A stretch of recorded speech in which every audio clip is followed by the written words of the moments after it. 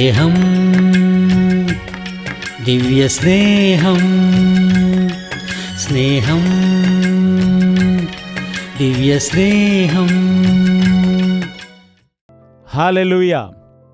നമ്മുടെ കർത്താവായ യേശുക്രിസ്തുവിന്റെ നാമത്തിൽ നിങ്ങൾക്ക് വന്ദനം. സുഖമായിരിക്കുന്നോ? ദൈവത്തിൻ്റെ കൃപയിൽ വർദ്ധിച്ചു വരുന്നുണ്ടോ? ഇങ്ങനെ വിശുദ്ധ വേദപുസ്തകത്തിൽ നിന്നും നമുക്ക് അനുഗ്രഹീതമായ വിഷയങ്ങൾ, പ്രത്യേകിച്ച് കുടുംബത്തിന് അനുഗ്രഹീതമായ വിഷയങ്ങൾ നിങ്ങളുടെ മുൻപിലേക്ക് കൊണ്ടുവരികയാണ്. ഈ ദിവസം ഇയ്യോബിൻ്റെ കുടുംബത്തെക്കുറിച്ച് നമുക്ക് പഠിക്കാം. സ്നേഹം,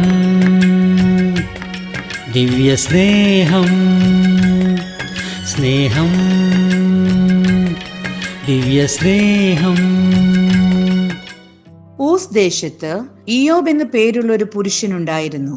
അവൻ നിഷ്കളങ്കനും നേരുള്ളവനും ദൈവഭക്തനും ദോഷം വിട്ടകലുന്നവനും ആയിരുന്നു.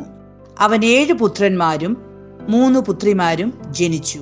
ഈ ഇയ്യോബ് നീതിമാനായിരുന്നു, നിഷ്കളങ്കനായിരുന്നു, ദൈവത്തോട് ഭയവും ഭക്തിയും ഉള്ളവനായിരുന്നു, ദോഷം വിട്ടകന്നവനായിരുന്നു. അതുമാത്രമല്ല, അദ്ദേഹത്തിൻ്റെ നല്ല കുടുംബത്തെ നോക്കുക. അവന് 7 പുത്രന്മാരും 3 പുത്രിമാരും ഉണ്ടായിരുന്നു. അതായത് എല്ലാവരും കൂടി 10 മക്കൾ. അവന് ധാരാളം മക്കൾ ഉണ്ടായിരുന്നു, നല്ല സമ്പത്തുണ്ടായിരുന്നു, അവൻ നീതിമാനായിരുന്നു, ദൈവത്തിൽ ഭയഭക്തിയുള്ളവനായിരുന്നു. വളരെ സന്തോഷത്തോടെ സമാധാനത്തോടെ ഉള്ളതായ കുടുംബം. ഭാര്യയും മക്കളും അനേകം ദാസീദാസന്മാരും അതുപോലെ എല്ലാവിധമായ സുഖ സൗകര്യങ്ങളോടുകൂടി അദ്ദേഹം ജീവിക്കുകയാണ്. എന്നാൽ ഒരു ദിവസം ആ കുടുംബത്തിൻ്റെ മേൽ പിശാച് ദൃഷ്ടിവെച്ചു. പിശാച് നല്ലതായിട്ട് ജീവിക്കുന്നവരെ നശിപ്പിക്കുവാൻ, ഐക്യതയോടായിരിക്കുന്നവരെ വേർതിരിക്കുവാൻ, സന്തോഷമുള്ളവരുടെ സന്തോഷത്തെ എടുത്തുമാറ്റുന്നതിനും പ്രയോജനമുള്ള വ്യക്തികളെ പ്രയോജനമില്ലാത്തവരാക്കി മാറ്റുവാനും ശ്രമിക്കുന്നു. ഈ കാര്യപരിപാടി വീക്ഷിക്കുന്ന പ്രിയ സഹോദര, ഭാര്യയും ഭർത്താവുമായിരിക്കുന്ന നിങ്ങളുടെ മധ്യയിൽ സമാധാനം പോയിട്ട് എത്ര കാലമായിരിക്കുന്നു? നിങ്ങളുടെ ഇടയിൽ പിശാച് പ്രവർത്തിക്കുന്നുണ്ടാവാം. ഐക്യതയോടെ ആയിരുന്നതായ നിങ്ങളുടെ കുടുംബത്തിൽ എന്തുകൊണ്ടാണ് ഐക്യത ഇല്ലാതിരിക്കുന്നത്? പിശാചിന്റെ തന്ത്രമാണത്. എല്ലാം നന്നായി പോകുന്നു എന്ന് ചിന്തിച്ച സമയത്ത് എന്തുകൊണ്ടാണ് ഒരുപാട് കഷ്ടങ്ങൾ ഒരുമിച്ച് വന്നത്? ഒരുപക്ഷേ പിശാച് നിങ്ങളുടെ ഭവനത്തെ നശിപ്പിക്കുവാൻ പരിശ്രമിക്കുകയായിരിക്കാം. ഇത് നിങ്ങൾ മനസ്സിലാക്കിക്കൊണ്ട് ഇങ്ങനെയുള്ള സമയത്ത് നിങ്ങൾ ദൈവത്തോട് നിലവിളിച്ചാൽ വിടുതൽ പ്രാപിക്കും. അനേകം ആളുകൾ എല്ലാം നന്നായി പോകുമ്പോൾ ദൈവത്തെ സ്തുതിക്കും, കഷ്ടത വരുന്ന സമയം ദൈവത്തെ അവർ നിന്ദിക്കും. അത് മതി അവന്. ആർക്കാണ്? പിശാചിന്. നാം ദൈവത്തെ എങ്ങനെയെങ്കിലും കുറ്റപ്പെടുത്തണം. നാം ദൈവത്തിന്റെ വചനത്തെ തള്ളിക്കളയണം. നമ്മുടെ സൃഷ്ടികർത്താവിനെ നാം മറന്നു പോകണം. നമ്മുടെ ഭാവിയെക്കുറിച്ച്, അതായത് നമ്മുടെ നിത്യജീവനെക്കുറിച്ച് നാം ഒരിക്കലും ചിന്തിക്കുവാൻ പാടില്ല എന്ന രീതിയിലാണ് പിശാച് പ്രവർത്തിച്ചുകൊണ്ടിരിക്കുന്നത്. ഇയ്യോബിന്റെ ജീവിതത്തിൽ ഒറ്റ ദിവസത്തിൽ തന്നെ തൻ്റെ മക്കളെല്ലാം മരിക്കാനിടയായി. ആടുമാടുകളും തൻ്റെ സമ്പത്തും എല്ലാം തന്നെ ഒറ്റ ദിവസം കൊണ്ട് നശിച്ചു പോകുവാനിടയായി. അവൻ്റെ ജീവിതത്തിൽ തീരാത്ത നഷ്ടം കൊണ്ടുവന്നു.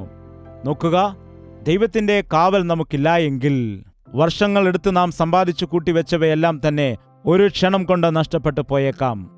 ഒരുപാട് കാലം കൊണ്ട് കൂട്ടിവെച്ചതൊക്കെയും ഒരു ക്ഷണം കൊണ്ട് തന്നെ നമുക്ക് നഷ്ടമായേക്കാം. അതുകൊണ്ട് നാം ദൈവത്തിൻ്റെ കൃപയ്ക്ക് വേണ്ടി യാചിക്കണം. നമ്മുടെ സമ്പാദ്യത്തിൽ നാം മനസ്സ് വയ്ക്കുവാൻ പാടില്ല. ഈ ലോകത്തിൽ നാം സ്വരുക്കൂട്ടിയ സമ്പാദ്യത്തിന്മേൽ നമ്മുടെ ചിന്ത വയ്ക്കുവാൻ പാടില്ല. നിങ്ങൾ സ്വർഗത്തിൽ സമ്പാദിക്കുവാൻ ശ്രമിക്കുക. അവിടെ അത് സുരക്ഷിതം ആയിരിക്കും. ഇവിടുത്തെ നമ്മുടെ സമ്പാദ്യം മോഷ്ടിക്കപ്പെടുവാനിടയുണ്ട്. ഇവിടെ നഷ്ടങ്ങളും വേദനകളും ഉണ്ടെന്ന് കർത്താവ് പറയാനിടയായി. ദൈവത്തിൽ ആശ്രയിച്ചിരുന്നതായ ഇയ്യോബിന് തന്റെ നഷ്ടത്തിൽ ദുഃഖിക്കേണ്ടതായി വന്നില്ല. സമ്പത്തെല്ലാം നഷ്ടപ്പെട്ടതിനെ ഓർത്ത് അവൻ ദൈവത്തെ കുറ്റപ്പെടുത്തിയില്ല.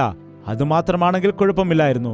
തനിക്കുണ്ടായിരുന്ന തൻ്റെ 10 മക്കളും ഒരേ ദിവസം തന്നെ നഷ്ടപ്പെടാനിടയായി. 7 പുത്രന്മാരും 3 പുത്രിമാരും അവരെല്ലാവരും സന്തോഷത്തോടുകൂടി വിരുന്ന് കഴിച്ചുകൊണ്ടിരുന്നതായ സമയത്ത് അവരായിരുന്നതായ വീട് തകരുവാനും അവരെല്ലാം മരിക്കുവാനും ഇടയായി. ഈ വാർത്ത കേട്ടതായ ഇയ്യോബ് തകർന്നു പോകാനിടയായി. യഥാർത്ഥത്തിൽ ഇങ്ങനെയുള്ള ദുഃഖത്തെ നമുക്ക് താങ്ങുവാൻ കഴിയുമോ? ഇത്രയും വലിയ ദുഃഖത്തെ നമുക്ക് താങ്ങുവാൻ കഴിയുമോ? 10 മക്കളും നഷ്ടപ്പെടാനിടയായി. തൻ്റെ സമ്പത്തെല്ലാം നഷ്ടപ്പെട്ടു. തനിക്കുള്ള സകലതും നഷ്ടമായി. എന്നാൽ അങ്ങനെയുള്ള സമയത്ത് പോലും നീതിമാനായിരുന്നതായ ഇയ്യോബ്, ദൈവത്തിൽ ഭയഭക്തിയുള്ളവനായ ഇയ്യോബ്, ദോഷം വിട്ടകന്നവനായിരുന്ന ഇയ്യോബ് എന്താണ് പറഞ്ഞത്? യഹോവ തന്നു, യഹോവ തന്നെ എടുത്തു, യഹോവയുടെ നാമം വാഴ്ത്തപ്പെടുമാറാകട്ടെ എന്ന് പറഞ്ഞു. ഇവയെല്ലാം എനിക്ക് എങ്ങനെയാണ് ലഭിച്ചത്? അത് ദൈവം നൽകിയതാണല്ലോ. അവ ദൈവം തിരിച്ചെടുക്കുമ്പോൾ ഞാൻ എന്തിനാണ് സങ്കടപ്പെടുന്നത്? നൽകുന്നവൻ അവനാണ്, തിരിച്ചെടുക്കുന്നവനും അവനാണ്. അതുകൊണ്ട് നിസ്സാരനായിരിക്കുന്നതായ ഞാൻ എന്തിനാണ് ദുഃഖിക്കുന്നത് എന്ന് പറഞ്ഞ് ദൈവത്തെ സ്തുതിക്കുവാനിടയായി. എന്നെ അനുഗ്രഹിക്കുന്നതായ ദൈവമുണ്ടായിരിക്കുമ്പോൾ എൻ്റെ സമ്പത്ത് പോയാൽ വീണ്ടും നേടിയെടുക്കുവാൻ കഴിയുമെന്ന് അവൻ വിശ്വസിച്ചു. എന്നാൽ ഇവിടെ ഇയ്യോബിന് തൻ്റെ ആരോഗ്യവും നഷ്ടമാകാനിടയായി. ഒരു രീതിയിലുള്ളതായ ത്വക്ക് രോഗം അദ്ദേഹത്തിന് ബാധിച്ചതായിട്ട് കാണാൻ കഴിയും. ആ രോഗം ബാധിച്ചിട്ട് ശരീരം മുഴുവനും ചൊറിയും ചിരങ്ങുമായിട്ട് അവനൊരു ചാരത്തിനരികെ ഇരുന്ന് ഓട്ടുകഷ്ണം കൊണ്ട് ചൊറിയുകയാണ്. അങ്ങനെയുള്ളതായ അവസ്ഥയിലും അവൻ ദൈവത്തെ സ്തുതിക്കാനിടയായി. നമുക്കുണ്ടാകുന്ന പല രോഗങ്ങളും നമ്മുടെ പാപം കാരണമായിരിക്കും ഉണ്ടാകുന്നത്. എന്നാൽ ചില സന്ദർഭങ്ങളിൽ നമ്മെ ശുദ്ധീകരിക്കുന്നതിന് വേണ്ടി, നമ്മെ ദൈവസന്നിധിയിൽ കുറെ കൂടി ഉറപ്പിക്കുന്നതിന് വേണ്ടി, നമ്മുടെ വിശ്വാസത്തെ വർദ്ധിപ്പിക്കുന്നതിന് വേണ്ടി ചില സന്ദർഭങ്ങളിൽ നമ്മുടെ ജീവിതത്തിൽ രോഗത്തെയും ഭാരത്തെയും ഒക്കെ കർത്താവ് നമുക്ക് അനുവദിക്കാറുണ്ട്. അതുകൊണ്ട് നിങ്ങളുടെ ആരോഗ്യസ്ഥിതി മോശമായിരിക്കുമ്പോൾ, നിങ്ങളുടെ പ്രാർത്ഥനയ്ക്ക് മറുപടി വരുന്നില്ല എന്ന് കാണുമ്പോൾ, വീണ്ടും കൂടുതൽ ദാഹത്തോടുകൂടി ദൈവത്തോട് നിങ്ങൾ പ്രാർത്ഥിക്കുക. അവൻ നിങ്ങളെ സഹായിക്കുന്നതിന് മതിയായ ദൈവമാണ്. ഇവിടെ ഇയ്യോബിന് തന്റെ സർവസ്വവും നഷ്ടമായി. ബാക്കിയായത് ഒരാൾ മാത്രമാണ്. ആരാണ്? അവന്റെ ഭാര്യ. ഇയ്യോബും അവന്റെ ഭാര്യയും മാത്രം അവശേഷിച്ചു. 10 മക്കളും മരിച്ചു പോകാനിടയായി. സമ്പത്തെല്ലാം നഷ്ടമായിപ്പോയി. അപ്പോൾ ഈ സാഹചര്യത്തിൽ ഈ ഭാര്യയുടെയും ഭർത്താവിന്റെ ബന്ധം എങ്ങനെയുണ്ടായിരിക്കണം? ചോദിക്കട്ടെ, നിങ്ങളുടെ വിവാഹം കഴിഞ്ഞതാണോ? വിവാഹത്തിൽ നിങ്ങൾ എന്തെങ്കിലും വാഗ്ദത്തം നൽകിയിട്ടുണ്ടോ? ക്രിസ്തീയ വിവാഹങ്ങളിൽ വ്യക്തമായിട്ട് മനസ്സിലാകത്തക്ക രീതിയിൽ വാഗ്ദത്തങ്ങൾ പറയിപ്പിക്കും. നിങ്ങൾക്കറിയാമല്ലോ, ഇതാ ഇന്ന വ്യക്തിയായ ഞാൻ, ഇന്ന വ്യക്തിയായ ഇന്ന സ്ത്രീയെ എൻ്റെ ഭാര്യയായിട്ട് സ്വീകരിക്കുന്നു. കഷ്ടതയിലും സുഖത്തിലും സമ്പത്തിലും ദാരിദ്ര്യത്തിലും എല്ലാ അവസ്ഥയിലും രോഗത്തിലും ആരോഗ്യത്തിലും നിന്നെ ഉപേക്ഷിക്കാതെ കൈവിടാതെ നിന്നെ സ്നേഹിച്ചുകൊണ്ട് മരണം നമ്മെ വേർപിരിക്കുന്നതുവരെ പരസ്പരം ഐക്യതയോടെ ജീവിക്കുമെന്ന് തീരുമാനിക്കുന്നു എന്ന് പുരുഷൻ സ്ത്രീക്കും സ്ത്രീ പുരുഷനും വാഗ്ദത്തം കൊടുക്കുന്നു. അതാണല്ലോ ഭാര്യാഭർത്തൃ ബന്ധം. ചെറിയ പ്രശ്നങ്ങൾ ഉണ്ടായെന്ന് പറഞ്ഞ് വിവാഹം മോചിപ്പിക്കുന്നത്, അതുപോലെ പരസ്പരം വേർപെട്ട് ജീവിക്കുന്നത്, ഇത് ദൈവത്തിന്റെ ഹിതമാണോ? യൗവനപ്രായത്തിൽ നീ ഉപേക്ഷിക്കുന്ന ഭാര്യയോടൊപ്പം നിന്റെ ദൈവം കാണും. വിവാഹബന്ധം വിവാഹമോചനത്തിൽ കൂടി വേർപിരിക്കാനുള്ളതല്ല. വിവാഹ ജീവിതമെന്ന് പറയുമ്പോൾ 3-4 വർഷത്തേക്ക് ഉള്ളതല്ല. ജീവിതകാലം മുഴുവനും ഒരുമിച്ച് ജീവിക്കേണ്ടതാണ്. കഷ്ടത വന്നാലും ഇല്ലായ്മ വന്നാലും നിന്റെ ഭർത്താവുമായിട്ട് നീ ഐക്യതയോടെ ജീവിക്കണം. ഇയ്യോബിന്റെ ഭാര്യ എത്രയോ സുഖസൗകര്യങ്ങൾ അനുഭവിച്ചവളാണ്. എന്നാൽ ഇവിടെ ഇപ്പോൾ പെട്ടെന്ന് ഇയ്യോബിന് തനിക്കുള്ളതെല്ലാം നഷ്ടമായിരിക്കുന്നു. സ്വന്തം മക്കളെയെല്ലാം നഷ്ടമായിരിക്കുന്നു. ശരീരത്തിൽ ആരോഗ്യവും നഷ്ടപ്പെട്ടിരിക്കുന്നു. ചാരത്തിലിരുന്നു കൊണ്ട് ഒരു ഓട്ടിൻ കഷ്ണം എടുത്തു വെച്ച് ശരീരം ചുരുണ്ടുന്നു. ഇത് കണ്ടിരിക്കുന്നതായ ഭാര്യ എന്താണ് പറയേണ്ടത്? അയ്യോ, നിങ്ങൾ ഒരിക്കലും ഭാരപ്പെടേണ്ട കാര്യമില്ല. ഞാനുണ്ടല്ലോ. നമുക്ക് ജീവനുള്ള ഒരു ദൈവമുണ്ടല്ലോ. നമ്മെ രണ്ടുപേരെയും ദൈവം ജീവനോടെ ശേഷിപ്പിച്ചിരിക്കുന്നുവല്ലോ. നമ്മെ ദൈവം അനുഗ്രഹിക്കാനിടയാകും. നമുക്ക് നല്ല കാലം വരും. കർത്താവ് നമ്മെ അനുഗ്രഹിക്കും. നാം കർത്താവിന് എതിരായിട്ട് ഒരു പാപവും ചെയ്തിട്ടില്ലല്ലോ. ദൈവം നമ്മെ അനുഗ്രഹിക്കും എന്ന് പറയേണ്ടതായ ഭാര്യ എന്താണ് പറഞ്ഞത്? നിങ്ങളുടെ വീട്ടിൽ നിങ്ങളുടെ ഭർത്താവ് ഏതെങ്കിലും വിഷയത്തിൽ നിരാശപ്പെടുമ്പോൾ, ഭാരപ്പെടുമ്പോൾ നിങ്ങൾ അദ്ദേഹത്തെ ആശ്വസിപ്പിക്കുമോ? അവനെ ബലപ്പെടുത്തുമോ? അവനോട് ചേർന്ന് നിന്നുകൊണ്ട് ആശ്വാസവാക്കുകൾ പറയുമോ? എന്തുകൊണ്ടോ ഈ കാലത്ത് ഭർത്താവ് വേദനിക്കുമ്പോൾ കണ്ട് സന്തോഷിക്കുന്ന ഭാര്യയും, ഭാര്യ വേദനിക്കുമ്പോൾ അത് കണ്ട് സന്തോഷിക്കുന്ന ഭർത്താവിനെയും കാണുവാൻ കഴിയും. ഇത് ദുഃഖകരമാണ്. ഭാര്യ നിരാശപ്പെട്ടിരിക്കുമ്പോൾ മക്കളുടെ ഭാവിയെ ഓർത്ത് തകർന്ന് നിലവിളിക്കുന്ന സമയത്ത് അത് കണ്ടു നിൽക്കുന്നതായ ഭർത്താവ് ആശ്വസിപ്പിക്കുന്നതിന് പകരമായി മദ്യപിച്ചിട്ട് കടന്നു വന്ന് ഭാര്യയെയും മക്കളെയും ഉപദ്രവിക്കുന്നത് കാണാം. എത്ര അന്യായമാണിത്! എത്രയോ കുടുംബങ്ങളിൽ ഭർത്താവ് ഭാരങ്ങൾ വഹിച്ച് കുടുംബത്തിന്റെ ഭാരം തനിക്ക് സഹിക്കാൻ കഴിയാതെ വരുമ്പോൾ ചില ഭാര്യമാർ എനിക്ക് അത് വേണം ഇത് വേണം എന്നൊക്കെ പറഞ്ഞ് നിർബന്ധിച്ച് കടം വാങ്ങിപ്പിക്കുന്നതായ ആളുകളുണ്ട്. എന്നാൽ എത്രയോ ആളുകൾക്ക് ഭർത്താവിന്റെ വേദനയെ മനസ്സിലാക്കി ആശ്വസിപ്പിക്കുവാൻ കഴിയുന്നവരുണ്ട്. നിങ്ങളുടെ കുടുംബം എങ്ങനെയുള്ളതാണ്? അത് പിശാചിന് ഇടം കൊടുക്കുന്ന കുടുംബമാണോ, അതോ ദൈവത്തിന് ഇടം കൊടുക്കുന്ന കുടുംബമാണോ? ഇവിടെ ദൈവത്തിൽ വിശ്വാസമർപ്പിക്കുന്ന ഇയ്യോബിനെ കാണുവാൻ കഴിയും. എന്നാൽ അദ്ദേഹത്തിന്റെ ഭാര്യയെ നോക്കുമ്പോൾ അത്രമാത്രം വിശ്വാസമുള്ളതായിട്ട് കാണുവാൻ കഴിയുന്നില്ല. ഇയ്യോബിനെ കുറ്റപ്പെടുത്തുകയും നിന്ദിക്കുകയും ചെയ്യുന്ന ഭാര്യയാണ് കാണുന്നത്. സാധാരണ സ്ത്രീകൾ അബലകളാണെന്നാണ് പറയാറുള്ളത്. ഈ കാലത്ത് സമ്മതിക്കില്ല കേട്ടോ. എനിക്കെന്താണ് കുറവ് എന്ന് പറഞ്ഞ് മത്സരിക്കുകയാണല്ലോ. എന്നാൽ വേദപുസ്തകമനുസരിച്ച് ഭാര്യ ബലഹീനയാണെന്ന് മനസ്സിലാക്കിക്കൊണ്ട് ജ്ഞാനത്തോടെ കുടുംബജീവിതം നയിക്കുക എന്ന് പുരുഷനോട് വചനം ഉപദേശിക്കുന്നു. ഭാര്യയ്ക്ക് സങ്കടം സഹിക്കാൻ കഴിയുന്നില്ല. ഒരേ ദിവസം തന്നെ 10 മക്കളും മരിച്ചുപോയപ്പോൾ ആ മാതാവിന്റെ ഹൃദയം എത്രത്തോളം തകർന്നു പോയിരിക്കാം. അതുകൂടാതെ ഉണ്ടായിരുന്നതായ സമ്പത്തും നഷ്ടമായപ്പോൾ ആ ഭാര്യ എത്രത്തോളം തകർന്നിരിക്കാം. അതുമാത്രമാണോ, ഭർത്താവിന്റെ ആരോഗ്യസ്ഥിതിയും മോശമായതായ സമയത്ത് ആ ഭാര്യയുടെ ഹൃദയം എത്രത്തോളം വേദനിച്ചിരിക്കാം. അങ്ങനെയുള്ള അവസ്ഥ ഈ ഇയ്യോബിന്റെ ഭാര്യയ്ക്കിവിടെ ഉണ്ടായിരിക്കുകയാണ്. ഈ കാര്യപരിപാടി വീക്ഷിച്ചുകൊണ്ടിരിക്കുന്നതായ നിങ്ങളുടെ ജീവിതത്തിലും ഒരുപക്ഷെ അങ്ങനെയുള്ള ഒരു സാഹചര്യമായിരിക്കാം ഇപ്പോഴുള്ളത്. സമാധാനമില്ല, സന്തോഷമില്ല, കടബാധ്യതയായിരിക്കുന്നു. ഒന്നിനു പിറകെ ഒന്നായിട്ട് രോഗങ്ങളും ദുഃഖങ്ങളും. അങ്ങനെയുള്ളപ്പോൾ ആ വീട്ടിൽ ഏറ്റവും കൂടുതൽ ദുഃഖം അനുഭവിക്കുന്നത് അവിടുത്തെ ഭാര്യയാണല്ലോ. അങ്ങനെയുള്ളതായ സമയത്ത് നിങ്ങൾ ഒരിക്കലും ദൈവത്തിലുള്ള വിശ്വാസത്തെ കൈവിടരുത്. കഷ്ടതയും ദുഃഖങ്ങളും ഉണ്ടാകുന്ന സമയത്ത് നമ്മൾ കൂടുതൽ ദൈവത്തിൽ ആശ്രയിക്കുക അല്ലാതെ ദൈവത്തെ ഒരിക്കലും വിട്ടുകളയുവാൻ പാടില്ല. ഇയ്യോബിന്റെ ജീവിതത്തിൽ ഉണ്ടായതത്രയുമുള്ള കഷ്ടതകൾ ആരുടെ ജീവിതത്തിലാണ് ഇന്നുള്ളത്? ചെറിയ പ്രശ്നം വന്നാൽ പോലും അത് സഹിക്കാൻ കഴിയുന്നില്ല.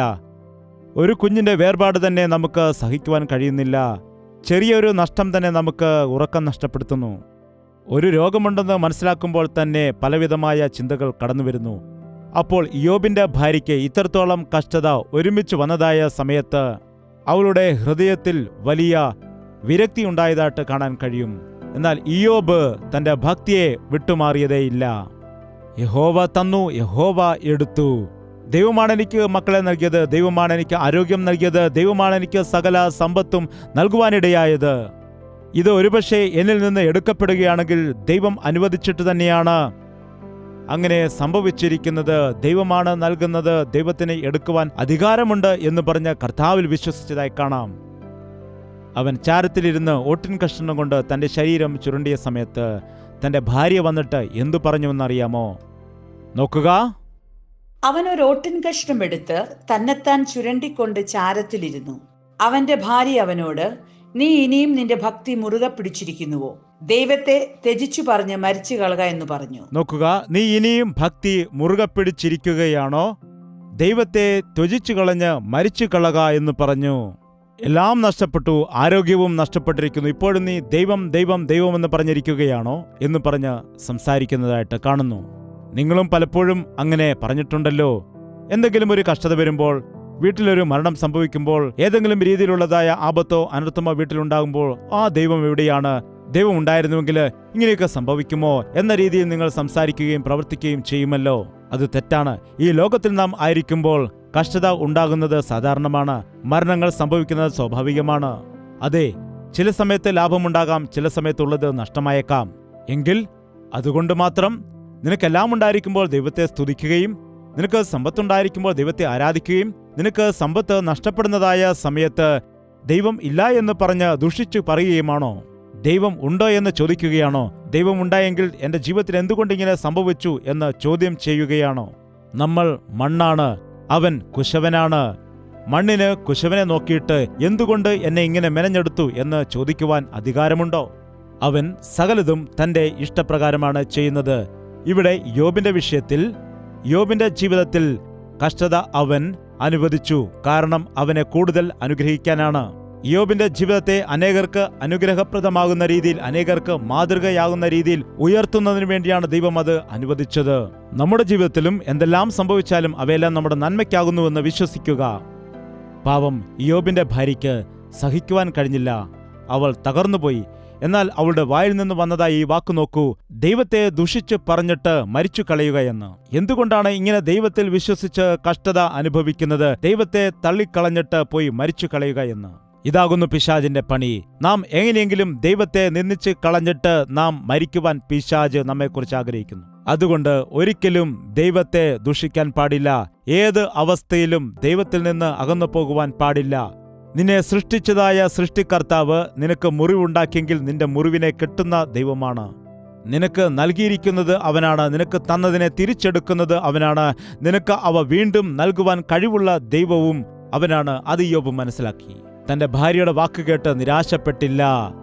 ദൈവത്തെ തള്ളിപ്പറഞ്ഞ് മരിച്ചു കളയുവാൻ പറഞ്ഞപ്പോൾ ഇത്രത്തോളം കഷ്ടതയിലായിരിക്കുന്നതായ ഇയ്യോബ്, ഞാൻ മരിക്കാം, എന്നാൽ ആദ്യം നിന്നെ കൊന്നിട്ട് മരിക്കാമെന്ന് പറഞ്ഞിട്ട് രണ്ടുപേരും കലഹിക്കാനും വഴക്കുണ്ടാക്കുവാനും ഇടയായില്ല.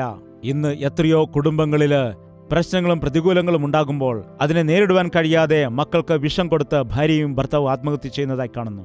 കുടുംബ ജീവിതത്തിൽ ഉണ്ടാകുന്ന പ്രശ്നങ്ങൾ പരിഹരിക്കുവാൻ കഴിയാതെ ആത്മഹത്യ ചെയ്തുപോയ കുടുംബങ്ങളെക്കുറിച്ച് നാം കേട്ടിട്ടുണ്ട്. ചെറിയൊരു കഷ്ടതയും ബുദ്ധിമുട്ടും വരുമ്പോൾ അത് താങ്ങുവാൻ കഴിയാതെ മണ്ണെണ്ണ കുടിച്ചോ ആസിഡ് കുടിച്ചോ ജീവൻ അവസാനിപ്പിക്കാൻ വേണ്ടി ശ്രമിക്കുന്നു. അരുത്. മറ്റുള്ളവരെ കൊല്ലുന്നത് എത്ര വലിയ പാപമാണോ അതുപോലെ തന്നെയാണ് ആത്മഹത്യ ചെയ്യുന്നതും. നിന്നെ തന്നെ കൊല്ലുവാൻ വേണ്ടി നീ പരിശ്രമിക്കരുത്. എനിക്കെങ്ങനെയെങ്കിലും മരിക്കണമെന്ന് ചിന്തിക്കരുത്. ഇത് പിശാച് കൊണ്ടുവരുന്ന ആലോചനയാണ്.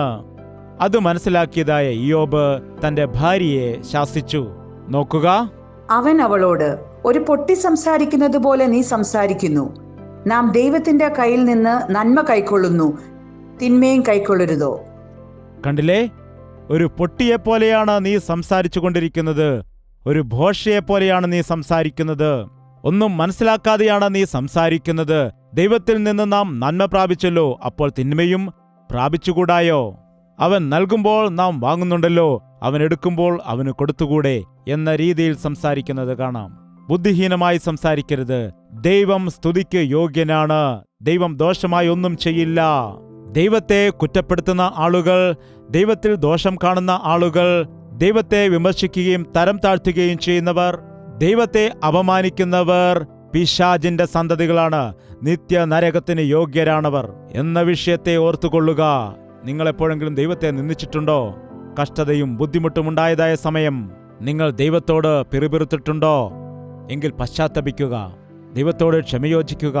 നിങ്ങളുടെ കഷ്ടത കാരണം, അല്ലെങ്കിൽ നിങ്ങൾ അറിയാതെ തന്നെ ഏതെങ്കിലും ഒരു കുടുക്കിൽ പെട്ടതുകൊണ്ട് കഷ്ടത വന്നതാകാം. ദൈവം നമ്മുടെ ശത്രുവല്ല. അവൻ നമുക്ക് ദോഷം ചെയ്യില്ല. അവൻ നന്മ മാത്രമേ ചെയ്യുകയുള്ളൂ. നമ്മുടെ ജീവിതത്തിലെ കഷ്ടതയിൽ വന്ന നന്മയെ കണ്ടുപിടിക്കുവാൻ കഴിഞ്ഞാൽ ഭാഗ്യവാന്മാരാകും. ഇയ്യോബ് തെറ്റു ചെയ്തില്ല. തന്റെ ഭാര്യയെ അവൻ ശാസിച്ചു. ഈ ദിവസം നിന്റെ ഭാര്യയെ നിനക്ക് ശാസിക്കാൻ കഴിയുന്നുണ്ടോ? അമ്മോ, ഞാൻ പറഞ്ഞാൽ എൻ്റെ ഭാര്യ അനുസരിക്കുകയേയില്ല, പിന്നെ ശാസിക്കുകയാണെങ്കിൽ പിന്നെ എൻ്റെ അവസ്ഥ എന്തായിത്തീരും? എന്തുകൊണ്ടാണ് നിങ്ങൾക്ക് നിങ്ങളുടെ ഭാര്യയെ ശാസിക്കുവാൻ കഴിയാത്തത്?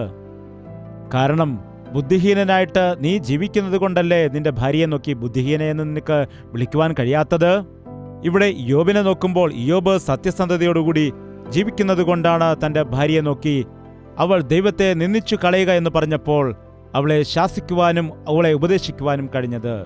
ഇന്ന് ഉപദേശിക്കുകയും ശാസിക്കുകയും ചെയ്യേണ്ടതായ ഭർത്താവ്, നടത്തേണ്ടതായ ഭർത്താവ് വഴിതെറ്റിയ അവസ്ഥയിലാകുന്നു ആയിരിക്കുന്നത്. മക്കളെ നന്നായ നിലയിൽ വളർത്തിയെടുക്കേണ്ടതായ മാതാവ് ഹീനമായ സ്ഥിതിയിൽ, വഴിതെറ്റിയ സ്ഥിതിയിൽ ആയിരിക്കുന്നത് നമുക്ക് കാണുവാൻ കഴിയും. നിങ്ങൾ അങ്ങനെയുള്ള അവസ്ഥയിലാണെങ്കിൽ ഇന്ന് തന്നെ ഉണരുക. നിങ്ങളുടെ ജീവിതത്തെ നിങ്ങൾ ക്രമപ്പെടുത്തുക. അപ്പോൾ നിങ്ങൾക്ക് നിങ്ങളുടെ ഭാര്യയെയും മക്കളെയും നേടിയെടുക്കാൻ കഴിയും. ഇയ്യോബ് നിഷ്കളങ്ക വ്യക്തിയായതുകൊണ്ട് തന്റെ ഭാര്യയെ തനിക്ക് ശാസിക്കാൻ കഴിഞ്ഞു.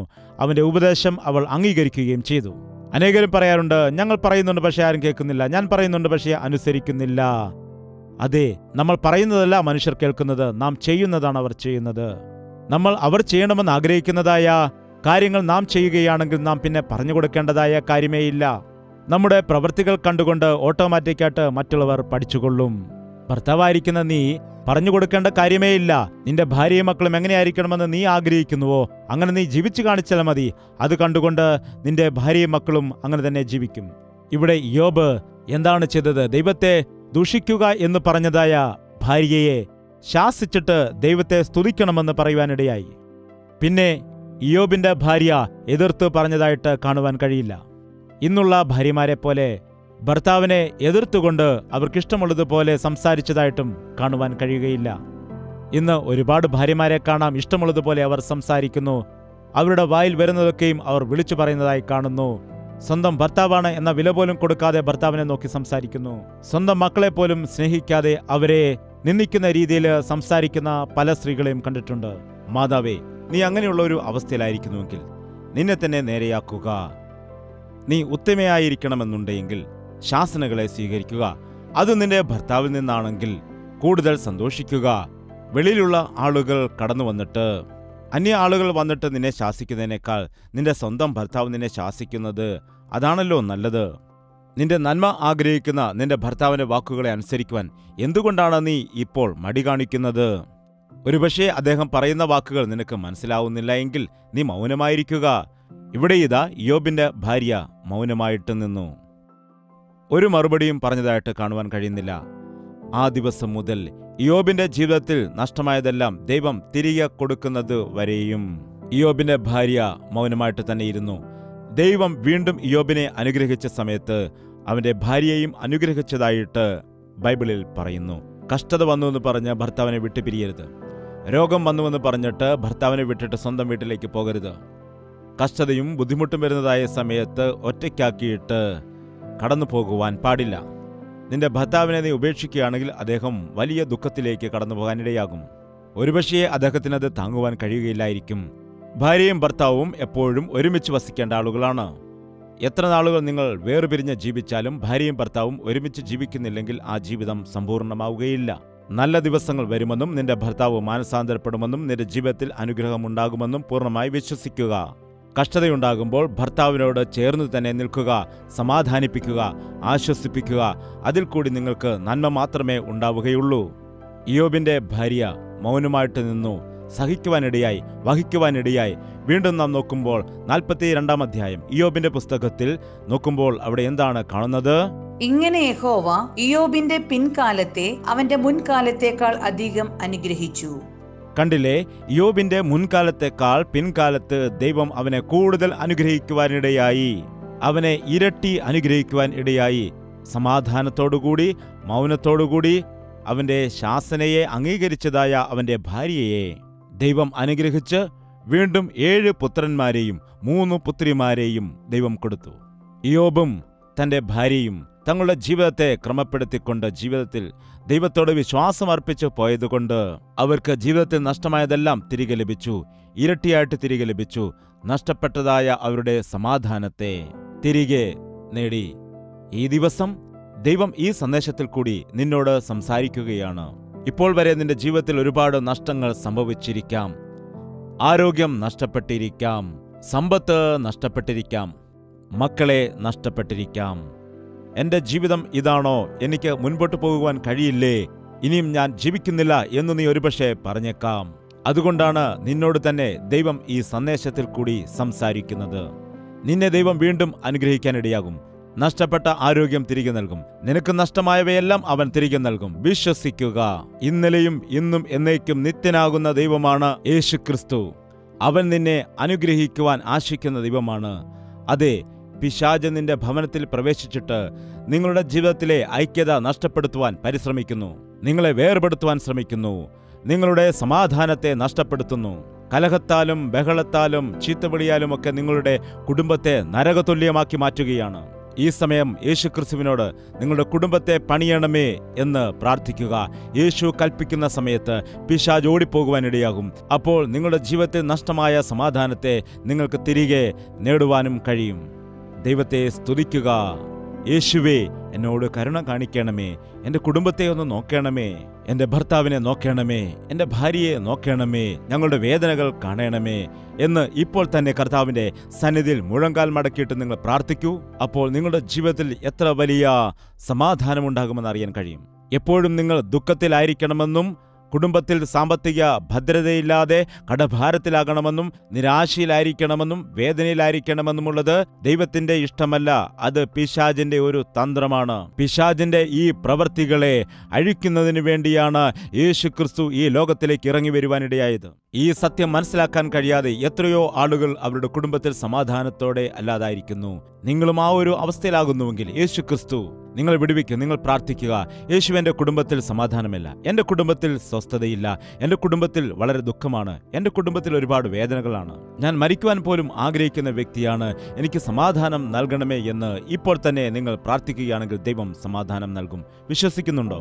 എങ്കിൽ എന്നോട് ചേർന്ന് ഇപ്പോൾ പ്രാർത്ഥിക്കുക. പരിശുദ്ധാത്മാവ് ഒരു വലിയ വിടുതൽ നിങ്ങളുടെ കുടുംബത്തിൽ അയക്കുവാൻ ഒരുങ്ങുന്നു. നമുക്ക് പ്രാർത്ഥിക്കാം. പരിശുദ്ധനായ സ്നേഹമുള്ള പിതാവേ, ഈ സമയത്ത് ഈ പ്രാർത്ഥനയിൽ ആയിരിക്കുന്ന സകല കുടുംബങ്ങളെയും നീ ദർശിക്കുമാറാകണമേ. സന്തോഷത്തോടെയായിരുന്നത് ഞങ്ങളുടെ കുടുംബത്തിൽ പിശാച് ഒരുപാട് തന്ത്രങ്ങൾ കൊണ്ടുവന്നിരിക്കുന്നു. ഞങ്ങൾക്ക് സ്വസ്ഥത നഷ്ടമായിരിക്കുന്നു. ഞങ്ങളുടെ ജീവിതത്തിൽ പലവിധമായ രോഗങ്ങളുണ്ട്. ഞങ്ങളുടെ കുടുംബത്തിൽ ഒരു ഐക്യതയുമില്ല. ഞങ്ങളുടെ കുടുംബങ്ങളിൽ ഭയവും ഭീതിയുമാണ്. ഒരു തരത്തിലുള്ള സമാധാനവും ഞങ്ങൾക്കില്ല. ആരൊക്കെയാണോ ഈ ഒരു സാഹചര്യത്തിൽ ആയിരിക്കുന്നത്, കർത്താവിന്റെ സന്നിധിയിൽ തല താഴ്ത്തിക്കൊണ്ട് അങ്ങയോട് പ്രാർത്ഥിച്ചുകൊണ്ടിരിക്കുന്നത്, അങ്ങനെയുള്ള കുടുംബത്തെ നീ ഇപ്പോൾ അനുഗ്രഹിക്കുമാറാകണമേ കർത്താവേ. നസറേയനായ യേശുക്രിസ്തുവിന്റെ നാമത്തിൽ പിശാചിന്റെ ബന്ധനങ്ങളെ അഴിച്ചുമാറ്റുകയാണ് കർത്താവേ. അവന്റെ കെട്ടുകളിൽ നിന്ന് എല്ലാ കുടുംബങ്ങളെയും വിടുവിച്ചെടുക്കുകയാണ്. ഭാര്യ ഭർത്താക്കന്മാരുടെ ഇടയിൽ കടന്ന് അവരെ വേർപെടുത്തിയിട്ട് സന്തോഷിക്കുന്ന പിശാചിന്റെ തന്ത്രങ്ങളെ ഇപ്പോൾ നശിപ്പിക്കുകയാണ് കർത്താവേ. ഏതൊക്കെ കുടുംബങ്ങളിലാണ് പിശാച് കടന്ന് അവരുടെ കുടുംബത്തിൽ സമാധാനവും സ്വസ്ഥതയും നഷ്ടപ്പെടുത്തിയിരിക്കുന്നത്, അങ്ങനെയുള്ള കുടുംബങ്ങളെ ഞങ്ങൾ ഇപ്പോൾ ഓർക്കുകയാണ്. ഇന്നുവരെയും സമാധാനവും സ്വസ്ഥതയും ഇല്ലാതെ കഷ്ടതയും ദുഃഖവും അനുഭവിച്ച് മുൻപോട്ട് പോയ കുടുംബങ്ങളെ ഇന്നു മുതൽ അനുഗ്രഹത്താൽ നിറയ്ക്കുമാറാകേണ്ടതിന് പ്രാർത്ഥിക്കുന്നു. അതിനുവേണ്ടി പരിശുദ്ധാത്മാവിന്റെ പ്രവൃത്തികളെ നീ അയക്കണമേ. യേശുക്രിസ്തുവിന്റെ നാമത്തിൽ അപേക്ഷിക്കുന്നു പിതാവേ, ആമേൻ. സ്നേഹം, ദിവ്യ സ്നേഹം, സ്നേഹം, ദിവ്യ സ്നേഹം. സകലതും നഷ്ടപ്പെട്ടിരിക്കുന്നു. ദുഃഖത്തിലായിരിക്കുന്നുവോ? മക്കളും നഷ്ടപ്പെട്ടോ? സമാധാനമില്ലാതിരിക്കുന്നുവോ? ഭവനം നഷ്ടപ്പെട്ടോ? ജീവിതത്തിൽ നിരാശയോടെ ആയിരിക്കുന്ന അവസ്ഥയാണോ? സമാധാനവും സ്വസ്ഥതയും നഷ്ടപ്പെട്ട അവസ്ഥയിലാണോ? കടബാധ്യതയിൽപ്പെട്ട് ഇരിക്കുകയാണോ? എങ്കിൽ യേശുവിലേക്ക് നോക്കുക. നിങ്ങൾക്ക് നഷ്ടപ്പെട്ടവയെല്ലാം തന്നെ ഇരട്ടിയായിട്ട് തിരികെ നൽകുവാൻ അവൻ മതിയായ ദൈവമാണ്. എന്നാൽ ഇവയെല്ലാം തന്നെ എൻ്റെ തെറ്റുകൊണ്ട്, കുറവുകൊണ്ടാണ് സംഭവിച്ചിരിക്കുന്നത്. ദൈവം വിശ്വസ്തനായ ദൈവമാണ് എന്ന് നിങ്ങൾ സമ്മതിച്ചു കൊടുക്കുക. ദൈവസന്നിധിയിൽ ഏറ്റുപറഞ്ഞ് ക്ഷമ ചോദിക്കുക. കഷ്ടതയിലായിരിക്കുന്നെന്ന് പറഞ്ഞ് ദുഃഖിക്കേണ്ട, നിങ്ങൾ ഭാരപ്പെടേണ്ട, ജീവിതത്തോട് വിരക്തി തോന്നണ്ട. ദൈവത്തെ ദുഷിക്കരുത്. പ്രാർത്ഥിക്കുക, ദൈവസന്നിധിയിൽ നിലവിളിക്കുക. അവൻ തീർച്ചയായും നിങ്ങൾക്ക് മറുപടി നൽകും. നിങ്ങളുടെ നഷ്ടങ്ങളെയെല്ലാം അവൻ നികത്തും. സമാധാനത്തോടെ സന്തോഷത്തോടെ നിങ്ങൾക്ക് ജീവിക്കുവാനും കഴിയും. ദൈവഹിതമെങ്കിൽ വീണ്ടും കാണാം. എല്ലാവരെയും കർത്താവ് അനുഗ്രഹിക്കട്ടെ.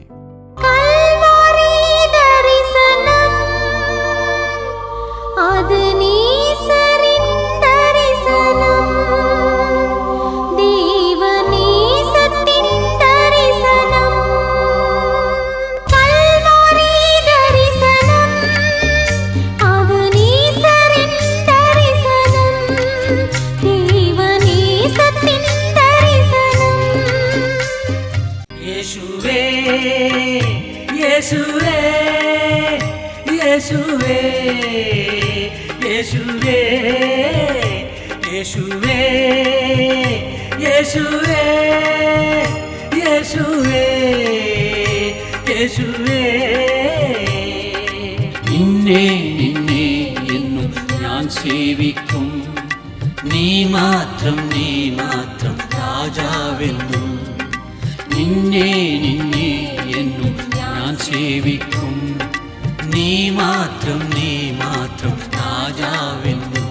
യേശുവേ, യേശുവേ, യേശുവേ, യേശുവേ, യേശുവേ, യേശുവേ, യേശുവേ, യേശുവേ, യേശുവേ, യേശുവേ, യേശുവേ, യേശുവേ, യേശുവേ, യേശുവേ.